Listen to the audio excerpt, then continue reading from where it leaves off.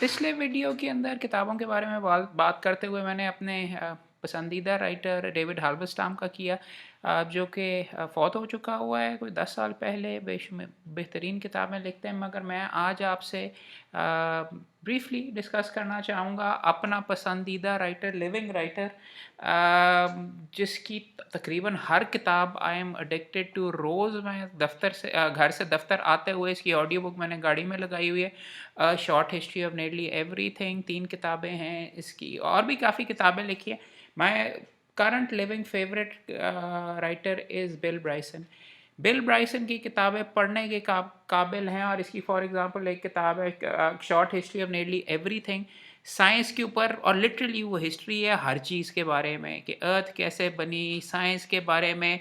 और वो पढ़ने की किताब काबिल भी, मल्टीपल कॉपियाँ लेके मैंने हर जगह के ऊपर अपने पास रखी हुई हैं। और उसके अंदर वो कि अर्थ कैसे बनी, कौन सा साइंसदान ने क्या देखा, सितारों से लेके अंडर वाटर क्या, सी के तहत के अंडर क्या चीज़ें मामलात मौजूद हैं।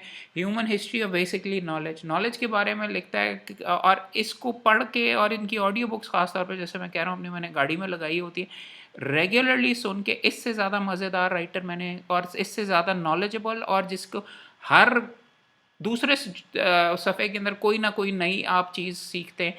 ये वाली किताब है जो मैं पकड़ के आपके सामने रखा हुआ, बिल ब्राइसन एट होम। इसके अंदर फॉर एग्जांपल उसने अपना जो घर ख़रीदा हुआ है उसके बारे में, एक हिस्टोरिकली पुराना घर ख़रीदा हुआ, हर कमरे के बारे में उसने अलग-अलग चैप्टर्स लिखे हुए हैं कि इंसानी हिस्ट्री के अंदर ड्राइंग रूम, किचन, ये किस तरीके से कॉन्सेप्ट वगैरह, plum room, passage, dining room, bed room, study, dressing room, ये सारी की सारी चीज़ें किस तरह, उसने घर का अपना नक्शा भी बनाया हुआ है, और कि घर ख़रीदा, hall, kitchen, स्कलरी।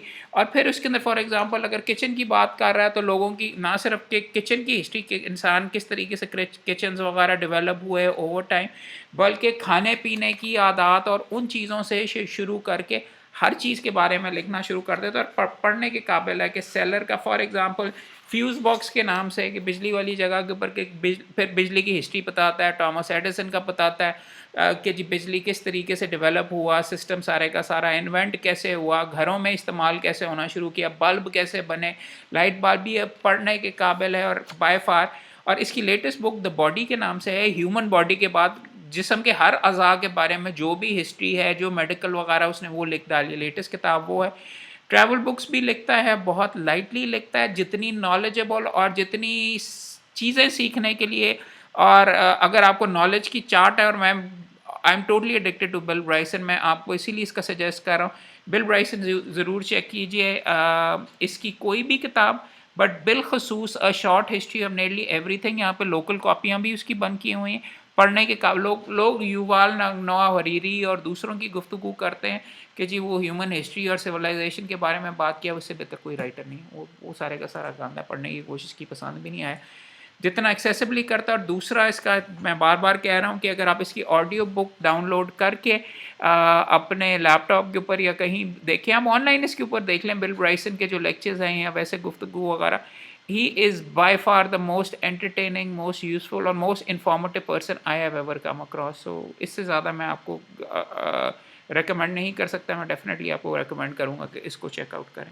My favorite living writer, Bill Bryson. के अंदर से साहब क्या लिखते हैं और क्यों मुझे इतना पसंद है। फॉर एग्ज़ाम्पल कहाँ से उठा लें, क्या privacy के बारे में। Privacy was a much different concept in former times.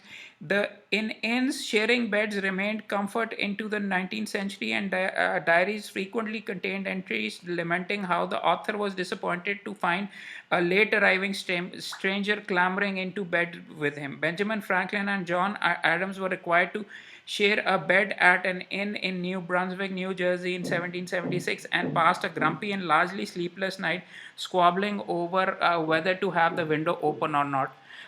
पुराने ज़माने के नर्सरी के बारे में फॉर एग्ज़ाम्पल ये वाला जो मैंने चैप्टर सुना है बचगान के बारे में, ना सिर्फ नर्सरीज बस घर में जो बने हुए उसके बाद, for a few lucky woman there were at least some promise of greater safety on the arrival of obstetrical forceps which allowed babies to be repositioned mechanically.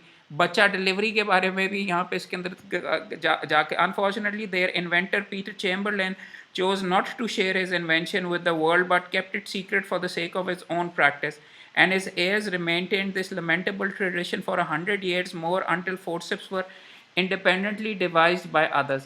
In the meantime, untold thousands of women died in unnecessary کر کے جو delivery کے لیے فورسپس استعمال ہوتے ہیں unnecessary agony. ایک بندے نے انوینٹ بھی کر لیا ہوا تو لوگوں سے انہوں نے شیئر وغیرہ نہیں کیے. Forceps were not without risks of their own, it must be said. Unsterilized and clearly invasive, they would clearly damage both baby and mother if not wielded with utmost delicacy. کتاب کا نام ہے at home. ہر کمرے ہر انداز کے اوپر as I am سینگ کہ یار اس بندے کو پڑھنے کا صحیح مزہ ہی یہ ہے وہ جس اینگل کے اوپر اور ایک نقطے سے نقطہ نکال کے جس ڈائریکشن میں چلا جاتا ہے. ڈائننگ روم کا پڑھ لیں. Under ایک اور paragraph, under his cultivation, tea was introduced to India in that curiously inevitable year 1851 when the planting of some 20,000 seedlings and cuttings. In half a century, from a base of nothing in 1850, tea production in India rose to 140 million pounds a year. As for the East India Company, however, its period of glory came to an abrupt and unhappy conclusion. The precipitating event, unexpectedly enough, was the introduction of a new kind of rifle, the Enfield P53, at just about the time the tea cultivation was starting. The rifle was an old-fashioned type that was loaded with tipping powder down the barrel. The powder came in grease-coated paper cartridges which had to be bitten open. A rumor spread among the native sepoys, as the soldiers were known, that the grease used was made from the fat of pigs and cows, a matter of profoundest honor for Muslims, horror for Muslims and Hindu soldiers alike, since the consumption of such fats, even unwittingly, would condemn them to eternal damnation. East India officers handled the matter most stunning insensitivity. They court-martialed several Indian soldiers who refused to handle the cartridges. اور یہ پھر 1857 کا ہو گیا اور East India company. کتاب پڑھنے کی history کی ہر چیز پکڑ کے ہر نقطے سے نقطہ ملا کے ایسٹ انڈیا کمپنی کا بھی ذکر آ گیا, چائے کس طریقے سے کی گئی, بچہ ڈلیوری بھی ہے. میں نے آپ کو کہا کہ ہر صفحے کے اندر اس کتاب کو, بل برائسن کی کوئی کتاب آپ پکڑ لیں, خاص طور پہ brief history of every thing body اور یہ والی, ہر صفحے کے اوپر کوئی نہ کوئی نئی چیز آپ سیکھتے ہیں. سو I definitely recommend this, try it out. تو آئی تھاٹ کہ چند چیپٹرز پڑھ کے آپ کو بھی اپنا جو مجھے شوق وغیرہ ہے اس بل برائسن کا وہ آپ سے شیئر کروں کہ کتنا زبردست بندہ لکھتا ہے. Thank you.